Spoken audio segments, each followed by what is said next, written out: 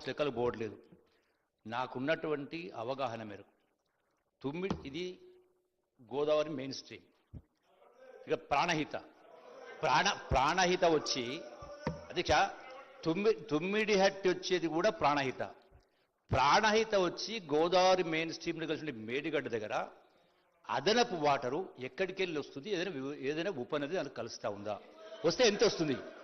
ఎంత వస్తుంది అంటే తుమ్మిడిహట్టి దగ్గర ఏ వాటర్ ఉందో, తుమ్మిడిహట్టి దగ్గర ఎంత వాటర్ ఉందో ప్రాణి ద్వారా మేడిగడ్డ కాడ కూడా అంతే వాటర్ ఉంది.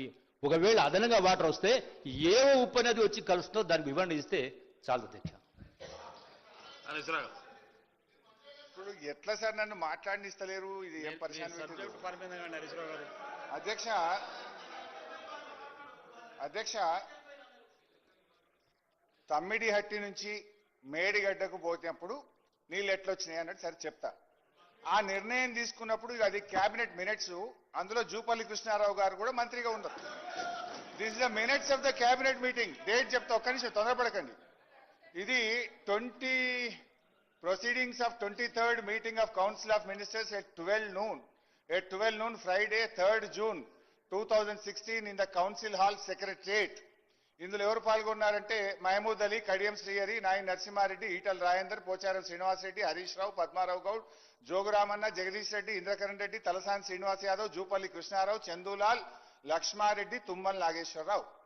ఇందులో ఆ రోజు వ్యాప్కోస్ కు మేము తమ్మిడిహట్టి నుంచి మేడిగడ్డకు మారుస్తూ కేబినెట్ తీసుకున్న నిర్ణయంలో ఆ రోజు జూపల్లి కృష్ణారావు గారు కూడా భాగమే. ఈ ప్రశ్న ఆ రోజు ఎందుకు అడగలేదు? మంత్రి గారు, నేను అడిగిన ప్రశ్నకు సూటిగా సమాధానం చెప్పన్నా, దాటవేసే కాదు కాదు. నేనేమంటా ఉన్నా, ఎక్కడైతే తుమ్మిడిహట్టి దగ్గర ప్రాణహిత పైననే తుమ్మిడిహట్టి కట్టిండ్రు, తుమ్మిడిహట్టి వచ్చి గోదావరి మెరుసుకుంది, గోదావరి కలిసి మేడిగడ్డ. సో అదనంగా వాటర్ ఏ ఉపనది ద్వారా వచ్చి అదనంగా నీళ్లు వస్తున్నాయి, ఎంత వస్తుంది చెప్పండి అంటున్నా. సార్ హరీష్ రావు గారికి తెలుసు కాదు సార్, ప్రశాంత్ రెడ్డి గారు కూడా మంత్రిగా చేసిండ్రు. పాపం వాళ్ళ వాయిసే అక్కడ వినవకపోతుండే సార్. ఏం చేస్తారు వీళ్ళు? ఆ వాయిస్ వాళ్ళు డెమోక్రటిక్ రైట్ గా వాయిస్ వినిపించాలని అక్కడి నుంచి ఇక్కడికి వచ్చాడు సార్. తప్పలేదు దాంట్లో. అక్కడ డెమోక్రసీ లేదు, ఇక్కడ డెమోక్రసీ ఉంది. అందరు మాట వినేందుకు పాపం హరీష్ రావు గారు కూడా వాయిస్ వినలేదేమో అక్కడ. హరీష్ రావు గారు సబ్జెక్ట్కి వెళ్ళండి. ఏడ మాట్లాడిస్తారు, ఇన్ని ప్రశ్నలు వేస్తున్నా.